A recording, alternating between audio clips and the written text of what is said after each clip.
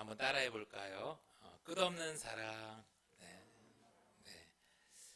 대림절 세 번째 주일입니다. 성탄절을 맞이하면서 이제 우리 교회에서 특별히 결혼해서 섬기는 우리 컴패션 결혼 아동들에게 성탄 선물을 보냈습니다. 예수생명교회가 조금이라도 이렇게 사랑을 나눌 수 있는 교회가 될 수 있어서 정말 감사하고요. 또 귀한 헌금해 주신 모든 분들께 하나님께서 더 큰 선물 주시기를 축복합니다. 여러분, 대림절은요, 단지 예수님의 생일 잔치를 준비하는 그 이상의 의미를 갖고 있습니다. 예수님의 오심을 간절하게 기다렸던 그 사람들의 마음을 우리의 삶의 자리로 끌어오고, 오늘 우리도 같은 마음으로 예수님의 다시 오심을 기다리는 시간입니다. 그렇게 우리의 삶과 마음을 새롭게 해서 우리의 욕망이 아닌 하나님의 뜻이 우리의 삶에서 이루어지도록 길을 닦는 시간이 대림절이지요. 대림절 세 번째 주일을 보내면서 정현종님의 방문객이라는 시를 제가 다시 한번 보았어요. 여러분도 잘 아실 것 같은데요. 한번 들어보세요. 방문객, 사람이 온다는 건 실은 어마어마한 일이다.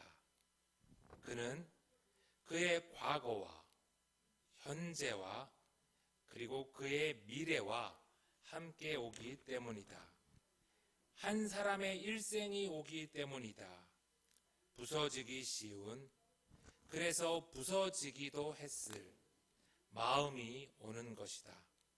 그 갈피를 아마 바람은 더듬어 볼 수 있을 마음, 내 마음이 그런 마음을 흉내낸다면 필경 환대가 될 것이다.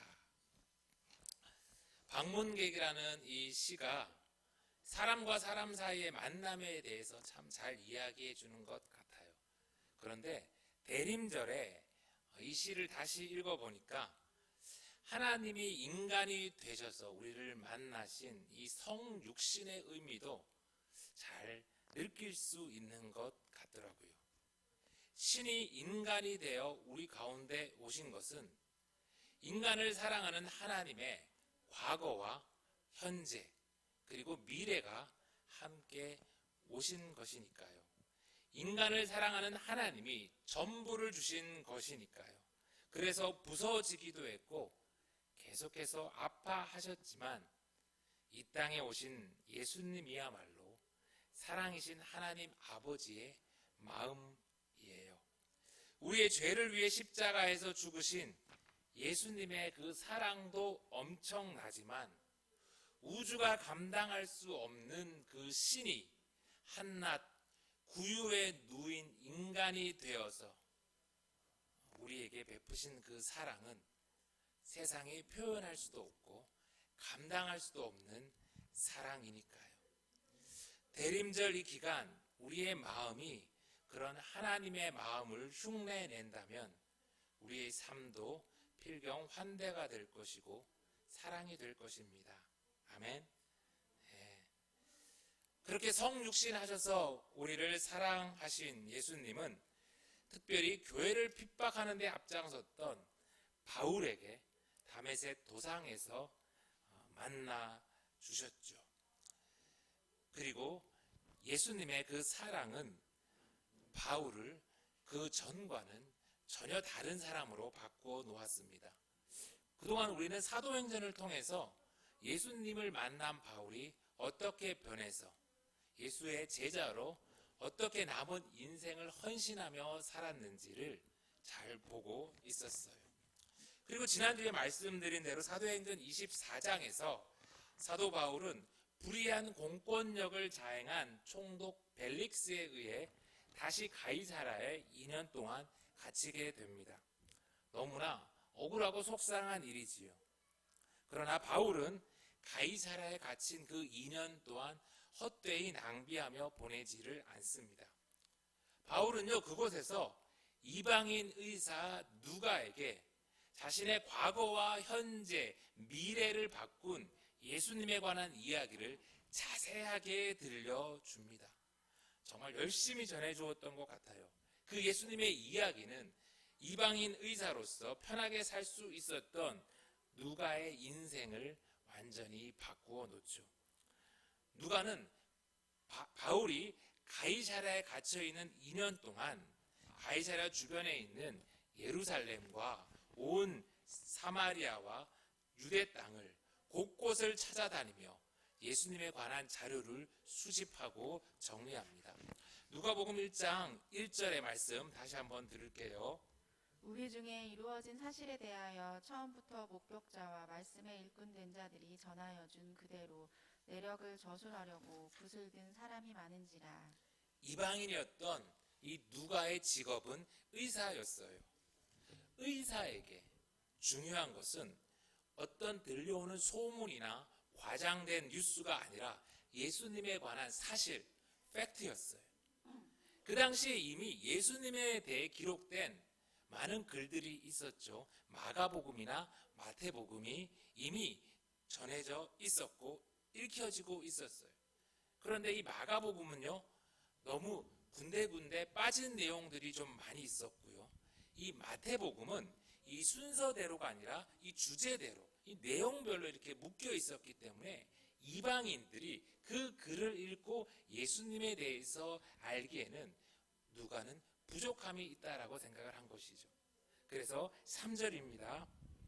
그 모든 일을 근원부터 자세히 미루어 살핀 나도 데오빌로 각하에게 차례대로 써보내는 것이 좋은 줄 알았노니 이는 각하가 알고 있는 바를 더 확실하게 하려 함이로라. 의사였던 누가는요, 모든 일을 이제 근원부터 자세하게 살펴서 예수님의 사역을 이제 시간 순서대로 정리해서 이제 기록을 하는 거예요.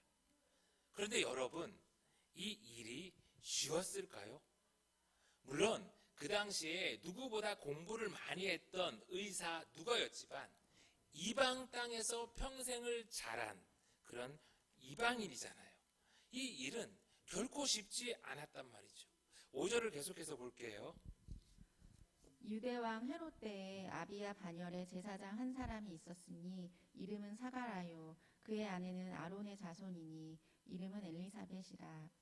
누가가 이제 24장이라는 이 방대한 복음을 이제 기록하면서 예수님의 이야기를 할 때 가장 먼저 꺼낸 이 사건이 뭐예요?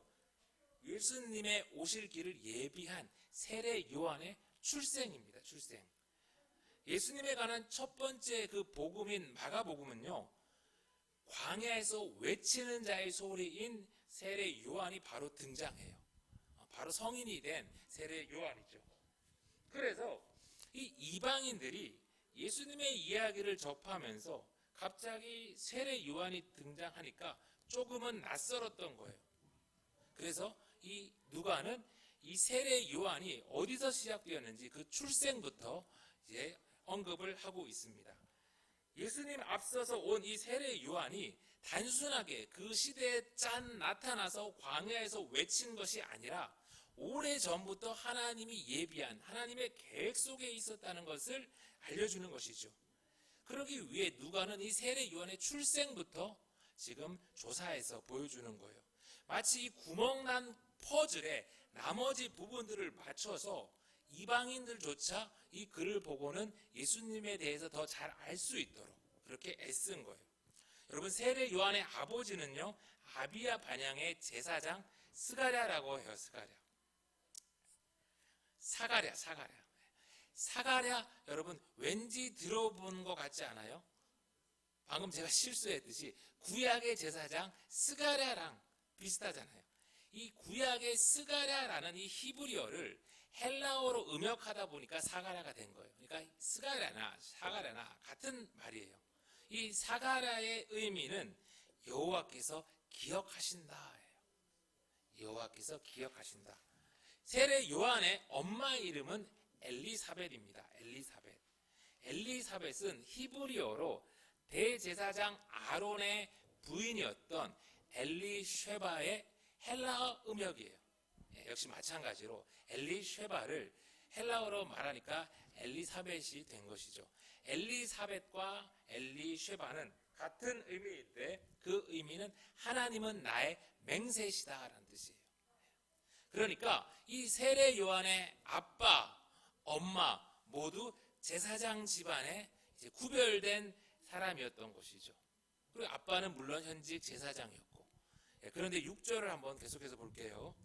이 두 사람이 하나님 앞에 의인이니 주의 모든 계명과 규례대로 흠이 없이 행하더라. 엘리사벳이 잉태를 못하므로 그들에게 자식이 없고 두 사람의 나이가 많더라.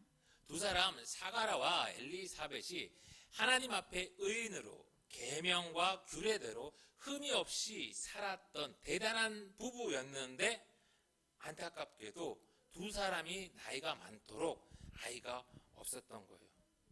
평생을 하나님 앞에 정말 흠 없이 살았던 목사가 이제 아이가 없다면 그 교회에서 분위기가 어떻겠어요?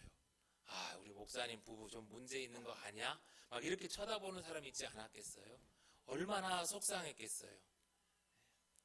그러나 우리 하나님은 샤가라의 그 이름대로 샤가라의 삶과 눈물을 기억하셨어요. 말라기 선지자 이후에 오랜 침묵의 시간이 있었지만 하나님은 샤가라와 같이 눈물 흘리고 있었던 이스라엘 백성들을 기억하셨어요. 하나님은 아이 없는 제사장 부인 엘리사벳과의 맹세를 지키셨어요. 말라기 선지자를 통해서 마지막 주셨던 말라기 4장 5절 보라 여호와의 크고 두려운 날이 이르기 전에 내가 선지자 엘리야를 너희에게 보내리니 그가 아버지의 마음을 자녀에게로 돌이키게 하고 자녀들의 마음을 그들의 아버지에게로 돌이키게 하리라 라고 하신 그 이스라엘과의 약속을 맹세를 하나님은 지키셨어요. 그리고 사가라의 이름대로 엘리사벳이라는 그 이름대로 하나님은 나이가 많아서 아이를 가질 수 없던 이 부부에게 아들을 주심으로 약속을 지키시죠. 할렐루야. 여러분 이렇게 태어난 아이의 이름이 뭐예요? 요한. 히브리어 요하난에서 온 이 요한은 역시 그 같은 뜻인데요. 이름의 의미는 여호와는 은혜로우시다라는 말이에요. 평생 아이가 없었던 이 부부는 이 아들을 볼 때마다 우리 여호와 하나님은 은혜로우시다라는 것을 기억하고 잊지 않았을 거예요. 그래서 우리도 성경에서 이 세례 요한을 만날 때마다 자녀들의 마음을 아버지에게 돌이키도록 하기 위해서 이 광야에서 외치는 삶을 살도록 보내주고 또 메시아 예수 그리스도의 오실 길을 예비했던 요한을 보면서 우리는 하나님이 참으로 은혜로운 분임을 기억하고 알 수 있게 되는 거예요. 여러분 정말 놀랍고 감사하지 않나요? 유대인도 아닌 이방인 누가가 또 다른 이방인들에게 바로 저와 여러분들에게 이 복음을 전하기 위해서 하나님이 얼마나 대단하시고 은혜로우시고 우리를 사랑한지를 전하기 위해서 낯선 그 이방인 세례 요한의 족보까지 조사해서 우리에게 자세히 알려주고 있는 거예요. 이런 누가의 노력과 정성으로 우린 예수님이 이 땅에 성육신 하신 것이 얼마나 대단한 하나님의 사랑이고 신비인지를 더 잘 알 수 있게 되는 거죠. 그런데 여러분 오늘 이 누가가 이 힘들고 고된 일을 왜 했어요? 3절 우리 다 같이 한번 볼게요. 3절 다시 시작. 나도 데오빌로 각하에게 차례대로 써 보내는 것이 좋은 줄 알았노니 이는 각하가 알고 있는 바를 더 확실하게 하려 함이로라. 누가는요 교회에서 만난 데오빌로라는 한 사람을 위해서 한 사람 데오빌로가 알고 있는 바를 더 확실하게 하기 위해서 이 글을 쓴다는 거예요. 여러분 누가복음이 24장이에요. 24장이지만 마태복음보다 장수는 작지만 훨씬 더 길어요. 사도행전이 28장이에요. 이 두 개의 글이 신약 성경의 4분의 1에 해당하는 방대한 분량입니다. 여러분 이 방대한 자료를 조사한 이 기록을 누가는요 데오빌로 한 사람을 신앙인으로 잘 세우기 위해서 애썼다는 거예요. 물론 학자들에 따라서 이 데오빌로를 이 이름의 뜻이 하나님을 사랑하는 자이니까 이제 초대 교회에 들어온 초신자들을 이제 통틀어서 대표해서 가상의 인물을 만들어 데오빌로라고 부르며 썼다는 그런 이제 견해도 있어요. 그런데 우리가 지난주에도 보았듯이 사도행전에서 특히 총독과 벨릭스, 베스도 뭐 이런 총독과 사도 바울 사이에 이런 대화가 아주 자세하게 많이 나와 있잖아요. 이런 것으로 보아서 이제 누가는 실제 교회에 막 들어와서 실존했던 총독 이상의 관료였던 이 데오빌로를 위해서 정말 쓰지 않았을까 저는 그렇게 생각을 해요. 그리고 설령 이 데오빌로가 실존 인물이 아니라 초대 교회에 들어왔던 하나님의 사랑을 받는 그런 하나님을 사랑하는 가상의 인물들이라고 할지라도 그들을 위해서 이 많은 자료를 수집하고 기록한 누가의 이 대단한 노력과 정성은 하나도 이제 떨어지지 않아요.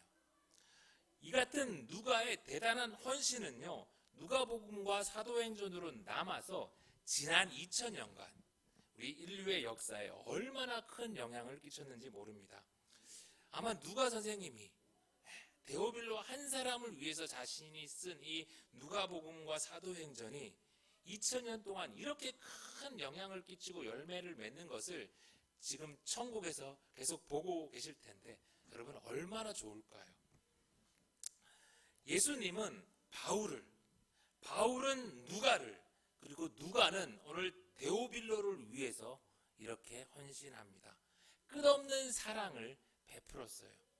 그러면 여러분 이제 그 사랑을 통해서 구원받은 우리는 그 사랑을 어떻게 베풀어야 할까요? 어떻게 헌신해야 할까요? 우리가 결혼한 아동들에게 크리스마스 성탄 선물을 보낼 수 있는 것도 너무 감사하지만 일단은 우선은 여러분 우리 가까이에 있는 사람들에게 사랑을 헌신을 해야 합니다. 특별히 나를 속썩이고 애먹이는 사람, 나의 왼수, 배우자와 자녀들을 위해서죠. 여러분 부부가 왜 싸울까요? 내가 배 아파 낳은 자식들이랑 왜 싸우나요? 제가 어젯밤에도 그 사랑하는 우리 딸을 이렇게 많이 화나게 했는데 하나님 나라 때문에 여러분 우리가 싸우나요? 아니에요. 다 내 자존심 때문에, 내 자아가 죽지 않아서, 애들이 내 뜻대로 따라주지 않는 것 같아서 싸우잖아요. 다투잖아요. 여러분 하나님 백성이 되었지만 여전히 자기 자존심과 자기 권리를 주장하니까 싸움이 나는 거예요. 바울이 뭐라고 하냐면요, 갈라디아서 5장 26절 여러분 다 같이 읽습니다. 시작. 헛된 영광을 구하여 서로 격동하고 서로 투기하지 말지니라. 지금 바울은요 세상 사람들한테 이야기하는 게 아니라 갈라디아 교회 교인들에게 하는 말이에요. 여전히 교회 다니면서도 헛된 영광을 구하여 서로 싸우고 투기한다는 거예요. 내가 내 배우자 뭉갠다고, 내가 내 옆사람 깎아내린다고 내가 영광 받는 것이 아닌데, 내가 내 영광 받으려고 하나님이 자녀를 우리에게 보내신 것이 아닌데 우리는 헛된 영광 구하느라 다툴 때가 많다는 거예요. 사단이 얼마나 우리를 이런 식으로 넘어지게 하는지 모릅니다. 갈라디아서 5장 24절 다 같이, 그리스도 예수의 사람들은 육체와 함께 그 정과 욕심을 십자가에 못 박았느니라. 그리스도의 예수의 사람들은 육체와 함께 그 정과 욕심을 십자가에 못 박은 사람들이란 것이요. 여러분 다툼이 날 때 무엇 때문에 싸우는지 한 번만 생각을 해보아요. 헛된 영광 때문에 싸우는 것은 아닌지, 육체와 정욕과 그런 것 때문에 싸우는 것은 아닌지. 만약에 하나님의 나라로 인한 싸움이라면 싸워야 하죠. 배우자가 끝까지 악한 길로 가기를 고집한다면 싸워야 하죠. 그러나 그게 아니라면 이제 싸움은 그치세요. 갈라디아서 5장 13절 우리 다 같이 형제들아 너희가 자유를 위하여 부르심을 입었으나 그러나 그 자유로 육체의 기회를 삼지 말고 오직 사랑으로 서로 종노릇하라. 뭐라고요? 오직 사랑으로 서로 종노릇하라. 물론 우리는 종이 아닙니다.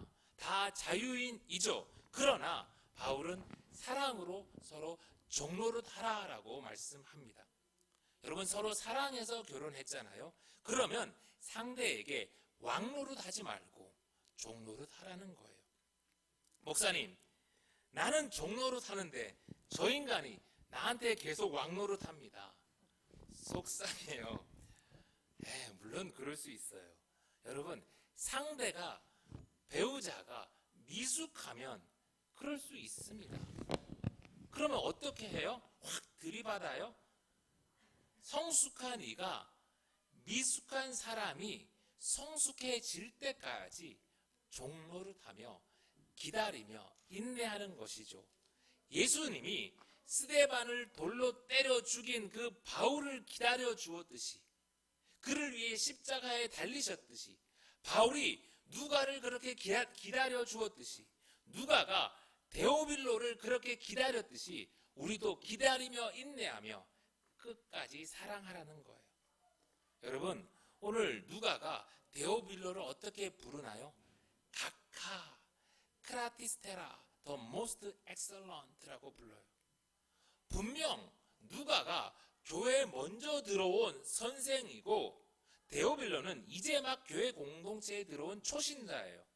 그러나 아직 이 데오빌로가 미숙하기에 누가는 그를 가카라고 부르며 그에게 종노릇해 주어요. 여러분 그런데요 누가가 그를 위해 다시 쓴 사도행전 1장에서는 그를 뭐라고 불러요? 사도행전 1장 1절 데오빌로여 내가 먼저 쓴 글에는 무릇 예수께서 행하시며 가르치시기를 시작하신부터 그가 택하신 사도들에게 성령으로 명하시고 승천하신 날까지의 일을 기록하였노라. 똑같이 섬기는데 이번에는 데오빌로에게 가카라는 호칭을 떼어버려요. 그냥 데오빌로라고 부릅니다. 왜 그랬을까요? 처음에 이 데오빌로가 미숙하에서 교회에 왔을 때는 세상에서 그를 부르듯이 똑같이 가카라고 대해 주었지만 이제 사도행전을 쓸 때에는 그의 신앙이 자라서 교회의 한 구성원이 되었기에 더 이상 가카라고 부르지 않는 거예요. 여러분 누가가 내가 이 고생하면서 당신을 위해 누가복음을 쓰고 또 계속해서 사도행전을 쓰는데 이제 막 교회에 들어온 초신자를 위해 이렇게 종노릇 한다고 엄청 자존심 상하고 기분 나빴을까요? 나중에 네가 잘하기만 해봐 속으로 벼르면서 막 그랬을까요? 아니겠죠. 오늘 누가는 처음부터 끝까지 그냥 사랑으로 종노릇한 거예요. 여러분 오늘 데오빌로가 누가의 배우자입니까? 아니에요. 그냥 교회에서 만난 초신자 형제일 뿐이에요. 그럼에도 누가는 복음에 낯선 이 이방인 데오빌로가 알고 있는 바를 확실하게 하기 위해서 이렇게까지 종노릇하는 거예요. 그런데 우리는 사랑해서 정말 사랑해서 결혼한 배우자를 위해 내가 내 배 아빠 낳은 자식을 위해 나를 낳아준 부모님을 위해서도 종노릇을 못해요. 아니 종노릇은커녕 여전히 각하 대접을 받기 원해요. 그러면 우리가 성도이지만 세상 밖에 있는 사람과 뭐가 다르겠어요? 사랑하는 성도 여러분, 예수님은 우리를 살리기 위해서 하늘 보좌를 버리시고 이 낮고 낮은 구유회까지 오셨습니다. 이번 대림절 기간만이라도 우리 각하 대접 받으려 하지 말고 복음을 위해 하나님 나라를 위해 서로 종노릇하면서 살아보아요. 내가 복음을 전하고 신앙의 성장을 바라는 한 사람을 위해서 후회 없이 한번 섬겨보아요. 그러면 한 사람을 위한 사랑으로 쓴 누가복음과 사도행전이 2000년 동안 수없이 많은 사람을 살리고 구했던 것처럼 오늘 여러분의 사랑도 분명 그런 열매를 맺을 것입니다. 그리고 우리 주님 다시 오실 때 그 한 사람과 함께 영원히 천국에서 기뻐할 수 있을 거예요. 대림절 세 번째 주일, 하늘 보좌를 버리고 이 땅에 오셔서 끝없는 사랑을 보이신 우리 예수님의 오심을 기뻐하며 감사하며 다시 오셔서 우리를 칭찬해 주실 예수님의 다시 오심을 기다리며 우리 조금만 더 사랑하고 조금만 더 종노릇하면서 살아갈 수 있는 예수생명의 가족들 다 되기를 간절히 소망합니다.